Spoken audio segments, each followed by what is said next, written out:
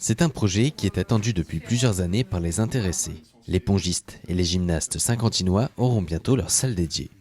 Un gros projet avec un équipement pour 2 salles, en fin de compte, de 2 disciplines sportives, la gymnastique et le tennis de table, qui va donc se situer au niveau du quartier Europe, quartier prioritaire, où les clubs pourront, se développer et faire des activités en direction des jeunes du quartier.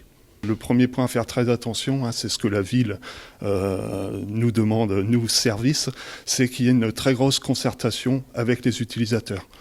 Donc là, on a eu des concertations qui ont commencé par des visites de clubs, de sites. Dans d'autres villes, on a été à Cholet, Arques, Sotteville-lès-Rouen. On a ensuite associé le club à tout ce qui est la démarche de construction de cahiers des charges et aussi les fédérations. Un équipement pour les 2 clubs, le TTSQ et Saint-Quentin Gymnastique, qui sont aujourd'hui en difficulté dans leurs salles respectives. Nous sommes entre 4 murs et on ne peut pas aller étendre les murs.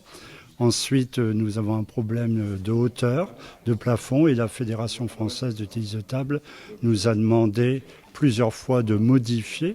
C'est évident que c'est impossible puisqu'on est en sous-sol du plateau du palais.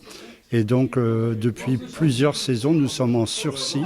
Et à chaque fois, c'est la mairie qui est chargée d'envoyer un courrier en disant qu'il va y avoir un projet et que donc on a le droit de jouer parce que sinon, financièrement et sportivement, nous pourrions être pénalisés pour les équipes nationales. 1400 m² pour le tennis de table et 1600 m² pour la gym, avec chacun une tribune de 500 places et des espaces de stockage. Dans le cadre de notre plan de développement, pour nous, c'est essentiel, puisqu'on est arrivé donc avec la salle actuelle, donc on était contraint par aussi bien en termes d'accueil que technique, pour lesquels en fait on ne pouvait plus se développer. Ensuite, offrir, dans de bonnes conditions pour nos licenciés, cet outil nous paraissait indispensable pour pouvoir justement continuer, comme je vous disais, à se développer. Et aussi, en termes, donc quand je parle de développement, c'est aussi bien sur les pratiques gymniques que sur la partie formation. Formation peut-être demain des cadres, formation peut-être des gymnastes. On aura la possibilité d'accueillir donc du public à hauteur de 500 personnes. Donc ça nous permettra beaucoup plus facilement de pouvoir organiser des compétitions au niveau départemental, régional, et ensuite également, enfin pouvoir, alors bien sûr, avec beaucoup de préparation, mais on aura également la possibilité, couplée avec le Palais des Sports, de pouvoir accueillir un championnat de France de gymnastique.